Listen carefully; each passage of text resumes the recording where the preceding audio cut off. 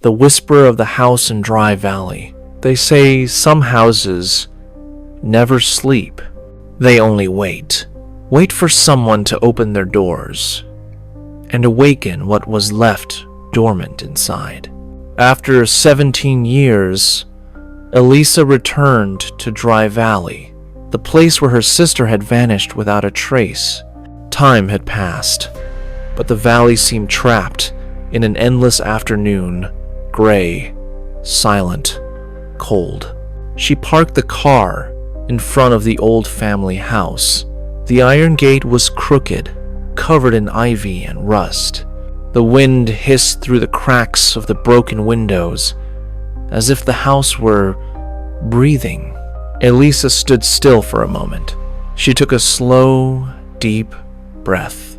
Her heart beat slowly, but heavily. Everything in her told her to leave, but something pulled her back. She pushed the door. The creak echoed like a lament, and the air inside was thick, stagnant, full of memories that didn't want to be touched. Everything seemed frozen in time.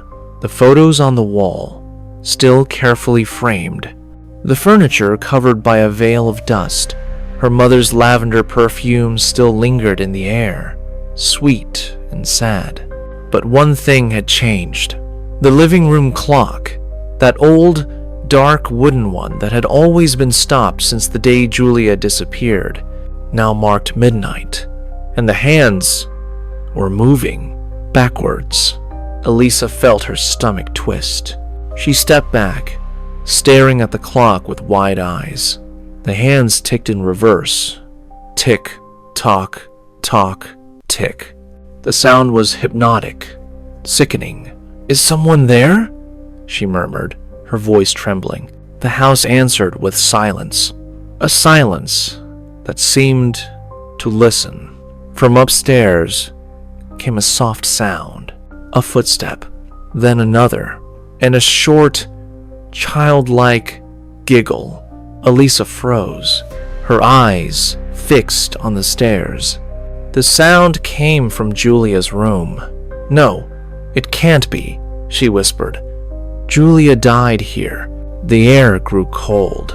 The light from the window flickered, and suddenly, the house seemed to awaken. She climbed the stairs slowly, the railing creaking beneath her fingers. Each step was heavier than the last. At the top, the hallway opened into shadows. The same carpet, the same smell, everything exactly as she remembered. But something else lurked there, a feeling of being watched.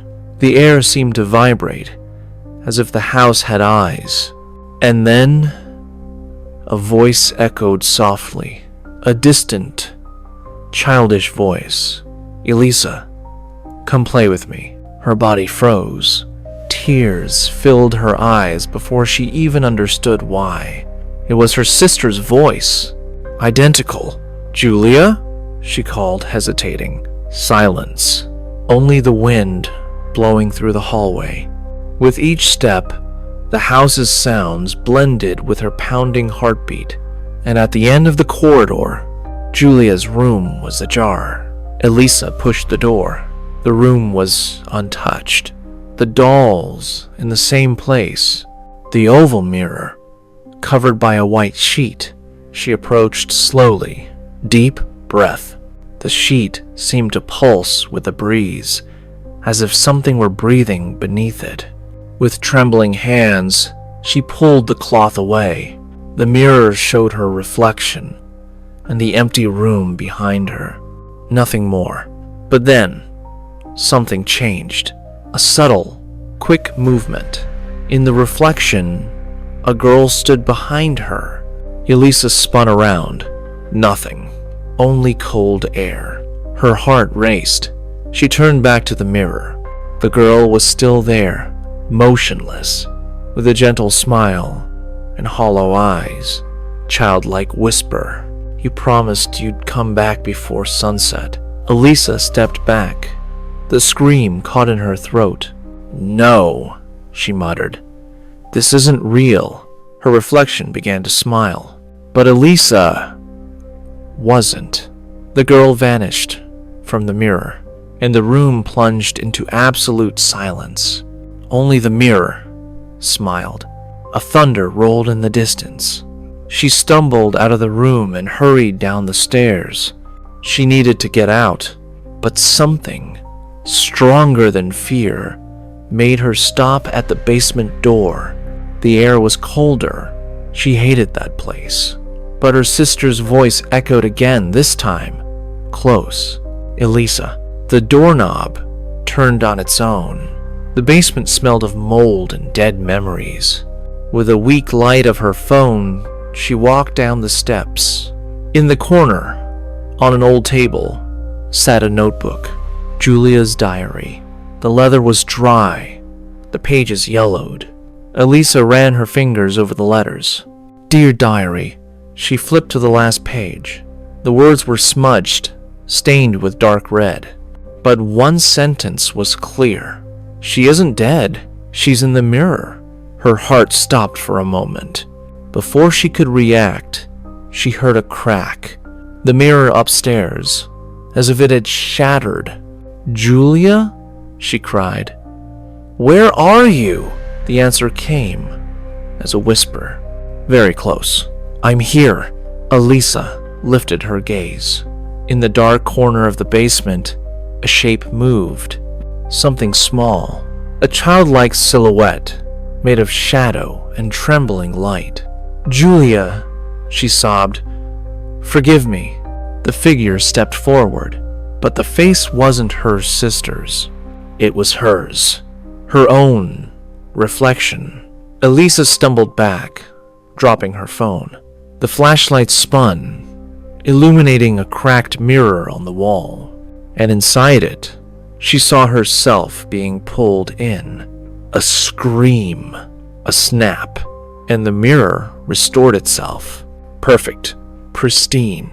As if nothing had happened, the basement fell silent. The wind died, and slowly, a shadow stepped out of the mirror. Elisa was there, or something that looked like her.